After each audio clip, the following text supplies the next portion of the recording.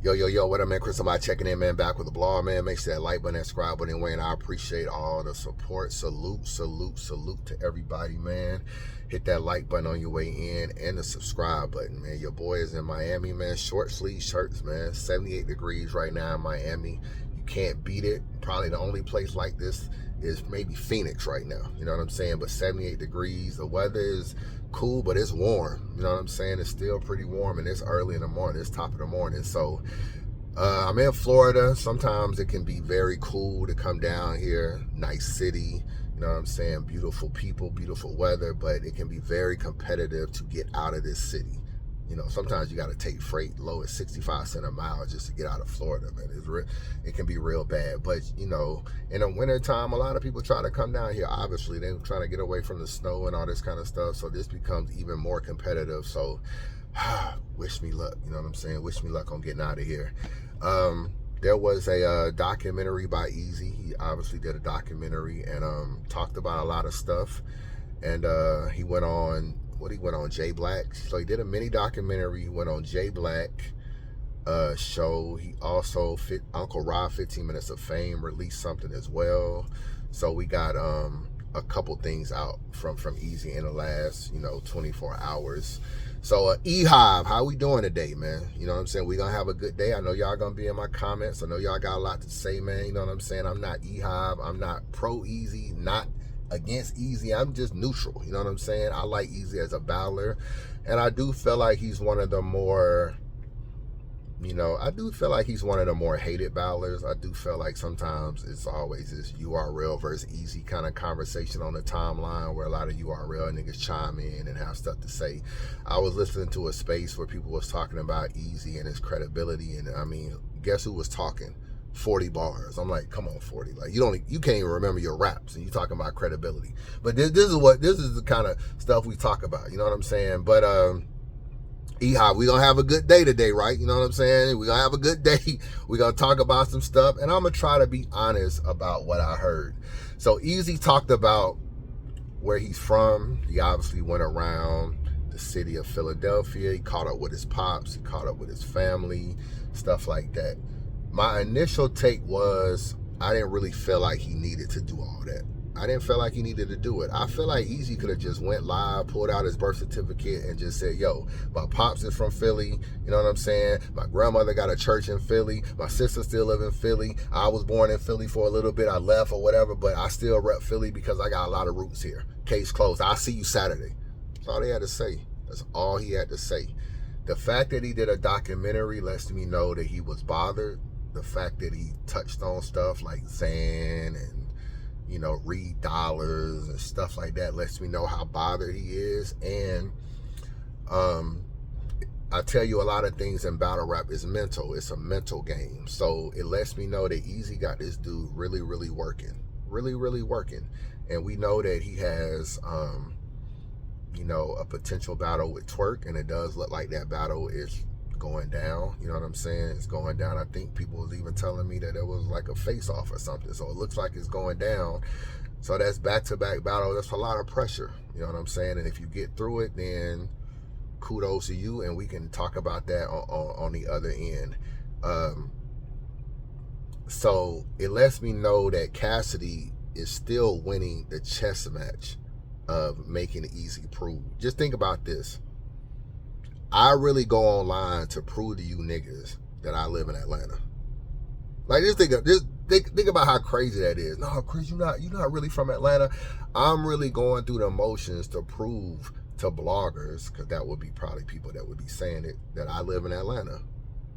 You know what I'm saying? Like, just think about that. And I think that that's even wild to think about, either that I gotta prove to you that I live in Philly or I'm from Philly or whatever. That's already wild. And the fact that Eazy ended up feeding into it kind of shows the chess match that Cassidy played, and that Cassidy got him working. You know what I'm saying? The fact that he got an edited video, and I tell you that sometimes when you get out of your element, like, he doesn't edit videos. So the fact that he got an edited video shows just how much he's working. Now, I'm not surprised that Eazy was born in Philly. Obviously, when you're a blogger, you be knowing a lot of stuff about people behind the scenes. There was a time when I talked to Eazy a couple times in the DM about doing an Untold Truth a few years back.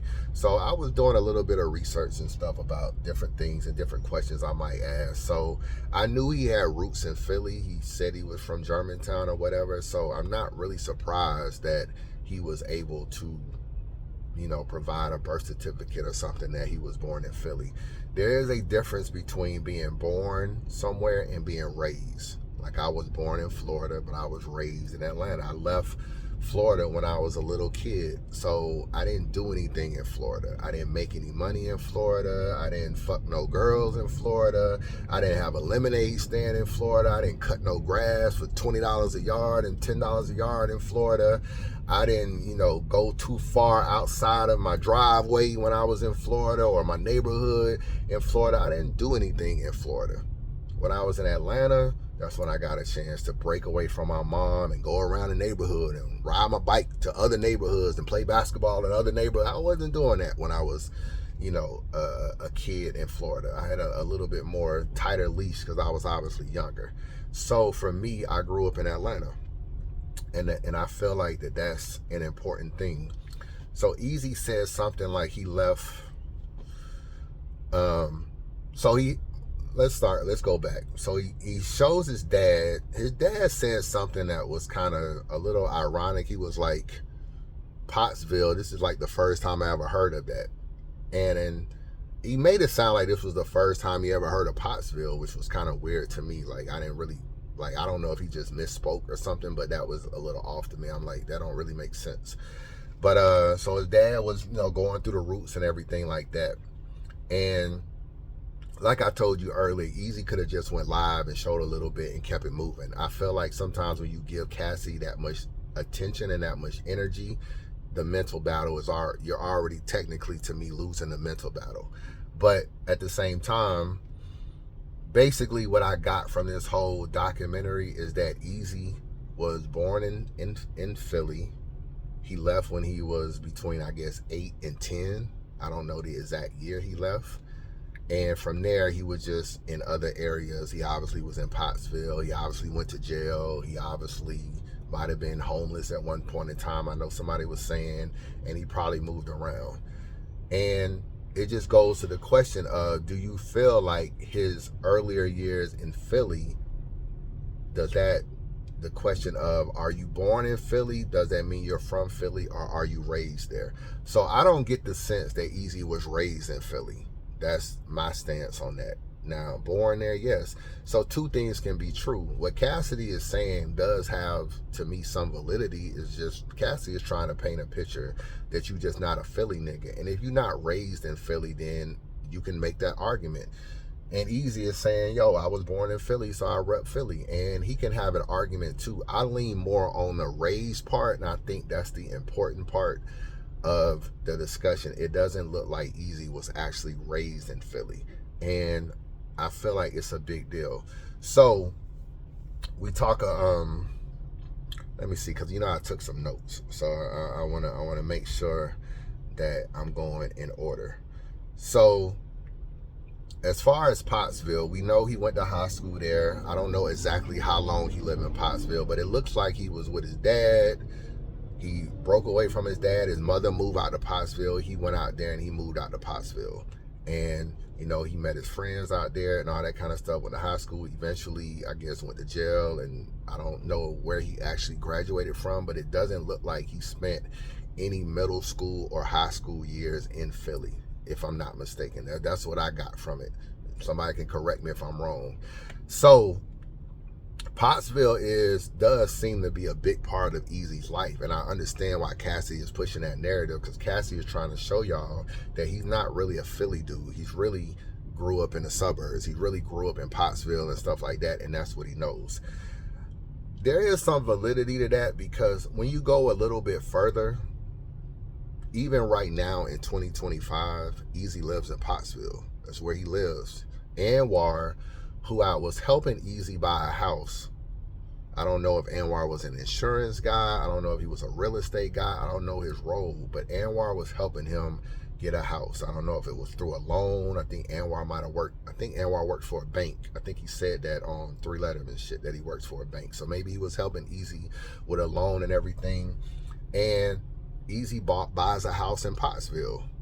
Okay, Sko, one of Eazy's close friends, lives in Pottsville. Those white boys from the actual video is Eazy's friends. I think somebody caught up with like their Instagram pictures and stuff, pictures of them and Eazy. They've been friends for a long time. Somebody was telling me Eazy went to one of their weddings and stuff like that. Been really, really cool and all this kind of stuff. So Eazy has a lot of roots in Pottsville, and that may have shaped a lot of his middle school to high school life a little bit. And I think the fact that even now in 2025, he lives in Pottsville and bought a house out there is because he's comfortable there. And that's what I believe. Now, Eazy would probably say that it's just cheaper out there. Like, oh, it's cheaper. It's always cheaper when you live outside of the city. If you live in Atlanta, it's going to be more expensive than if you live in Douglasville or if you live in Conyers or something like that. Everybody wants to live closer to the city or downtown Atlanta.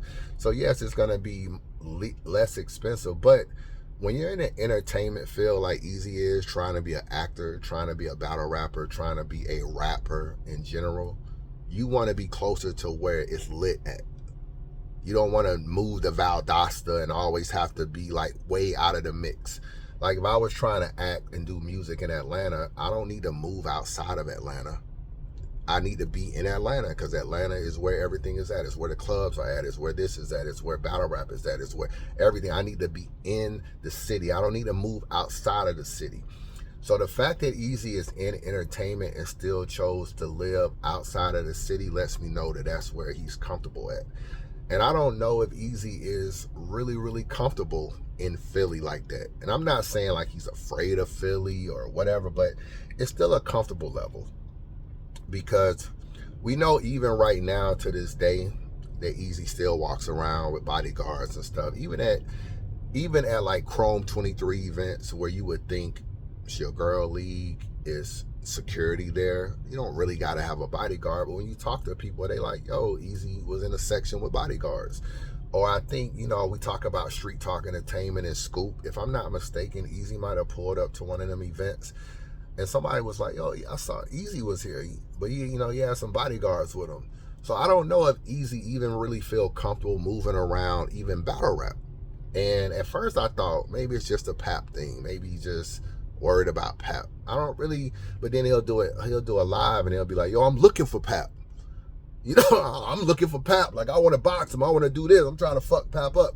So then it's just like, okay, you ain't really got the bodyguards for Pap then like I thought. And maybe it's just his own comfortable level. Obviously, it's a lot of people that don't like Eazy, but you kind of, like when you're a blogger and you go to events, you see everybody. I did 2 Untold Truths with Cassidy. He was on Wildin' Out and very popular. Girls walking up to him like, ain't you Cassidy from Wildin' Out? No bodyguards. Hitman Holler, no bodyguards. Charlie Clips. These people are just as popular as Eazy, if not more popular. But Eazy still feels the need to be that way. And it reminds me of, if we're in Atlanta and I take you to a gas station and there's like 10 people standing outside, couple homeless people, couple niggas sagging their pants, a couple stragglers, niggas outside smoking, you may be a little worried to walk into the gas station. Like, nah, I ain't going in there. But when you're from that area, that ain't nothing. You see that all the time. You see little kids or 15-year-olds walking to the gas station, dapping niggas up. When you're from that area, those 15 people you see hanging outside the gas station is normal. You live in a project, it's normal. When you're a kid, you don't even know it's a project. You don't even know you live in a project. It's just a regular thing. Everybody lives in a project. All you know is you go outside and your friends out there. You don't even know you live poor. You think this is like, it's fun. Let me go outside and play with my friends. You bring someone else around, they're like, oh, I don't really want to go to that gas station. It's like thugs or niggas hanging outside. And I get the sense that the fact that he has bodyguards in Philly and moved outside of Philly, I don't know if Eazy really feels as comfortable in Philly. I talked to someone, I know some people that know him pretty well. And even though I don't necessarily talk to Philly, I asked him yesterday what was up with Eazy selling drugs in Philly, and they'll say stuff like, well, he couldn't really set up shop here. It wasn't really comfortable for him, and he was getting into it with niggas and getting in fights, and niggas was trying to jump him and shit like that, and it wasn't really comfortable for him.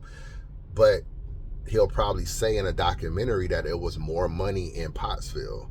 That could be true. It could be more money because niggas is letting you get shit off, but it's also more comfortable. And I think what Cassidy is trying to show is that if you're a block captain in Philly, it means a little bit more because Philly holds weight. It holds weight in battle rap. It also holds weight because there's a lot of thorough niggas here. So if you're a block captain and you running a block in Philly versus running a block in Pottsville, it just sounds different. And I think Cassidy is trying to just portray that, yo, what block are you from? When Eazy did his documentary, I do feel like he dropped the ball a little bit because he didn't have any friends in the documentary that could vouch for him. He didn't have nobody that he could pull up on. Yeah, you got family members. That proves your family was there, but we know you left. So where your friends that's like, yo, I remember playing with him outside. We was playing dodgeball and kickball. He said, I got a friend my best friend live across the street. What's his name? You look at a lot of people that come to battle rap, to come to his battles, it's like niggas he met after battle rap. It's like Muslim Poppy he met at the airport, who was a Muslim influencer, and they were both Muslim, so they connected. The Philly 48 nigga and all these niggas, the Rosenberg Raws and the Trenches niggas, these niggas he met in battle rap. Where is his, he throw a lot of events in Philly, but where's his childhood friends at? They're just happy to see him make it. Like, oh, these niggas just happy to see him make it. Where's a white boy coming to his events that, basically was shooting the music videos with him? I think that's why I say he didn't grow up here. And people that hang on to he's a Pottsville pigeon is because he really didn't grow up in Philly. And that's why people are going to hang their hat on that he ain't really a Philly dude because he didn't grow up here. And some people are hanging their hat on that he's a Philly dude because he got a birth certificate that say Philly. I'm more of the grow up part.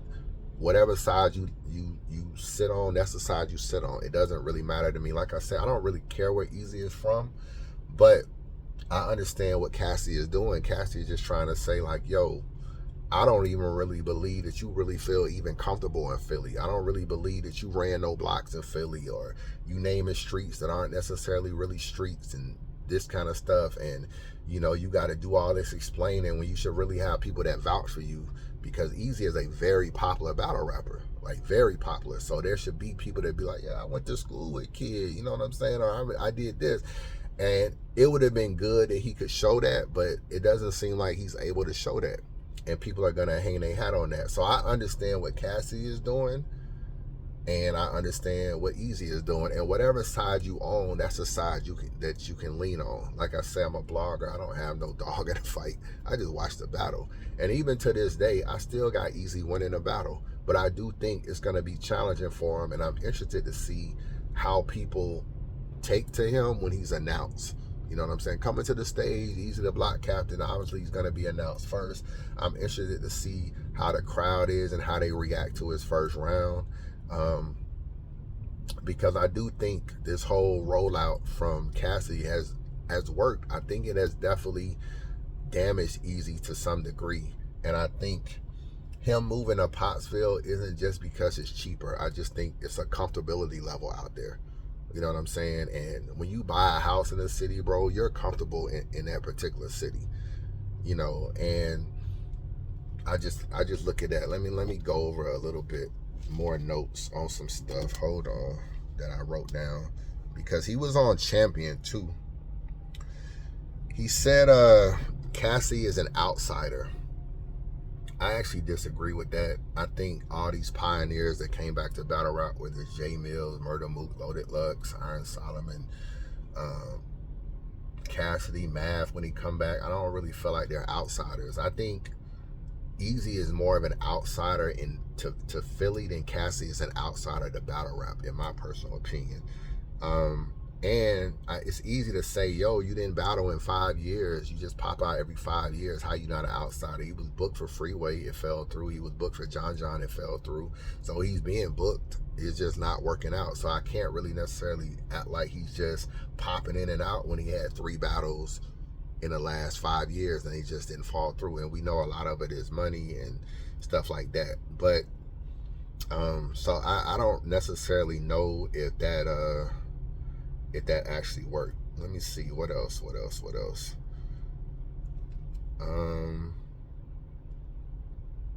As far as his name, there was some questions about how he got block captain, and it K Walker was saying that he got block captain because there was this group where everybody in the group was calling themselves the block captain, and he said that Eazy adopted it from that. Like, he knew about the group and he started calling himself Eazy the block captain, which is kind of like, okay, so it's not original if that's the case. It's not like maybe they were calling themselves the block captain because they actually ran a block. I don't know.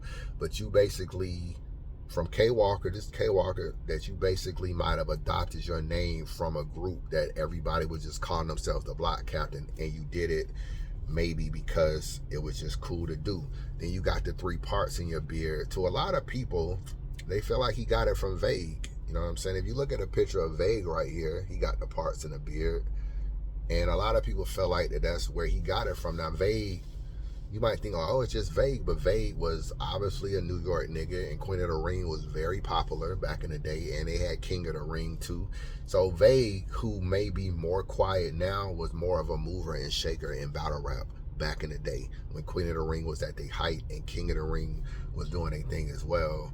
And Vague was somebody that's really known right now because Queen of the Ring is slowed down. You sometimes don't know if it may seem like they not popping, but at one point in time they was at their height. So you have that whole thing. So a lot of it, people just wonder, you know, did Eazy just try to become something or become somebody? Let me see what else he talked about in the thing.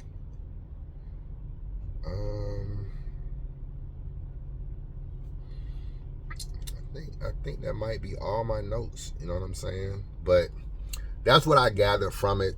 To be honest with you, and I feel like it's just what side you lean on. Is it I'm leaning on that he was born there or he was raised there? I think where you're raised is important, in my personal opinion, and I think it's a big deal. And I don't know if Eazy just really feels as comfortable as you would think for someone that really claimed they grew up in Philly, just by some of the moves he made and stuff like that. And him moving out to Pottsville, he's in the entertainment field, and you want to be closer to Philly, dog. It's a hop, skip, and a jump to New York. If you got to go to New York and make some business moves, if you got to go to Jersey, make some business moves, you hop on an airplane real quick. You get to Philadelphia airport. Pottsville is a nice ways away. So that's just something to think about. Like, him moving out there, I think says a lot about the comfortability level that he has out there. So that's just my thoughts. We'll see more of how things unroll and everything like that. We'll talk about it later as things play out. But I'll be back with another blog about media, because I know he's on Knowledge Helmet about the event, and I got some pros and cons how I feel about that. But y'all just let me know y'all thoughts. Chris Unbiased, holla at your boy.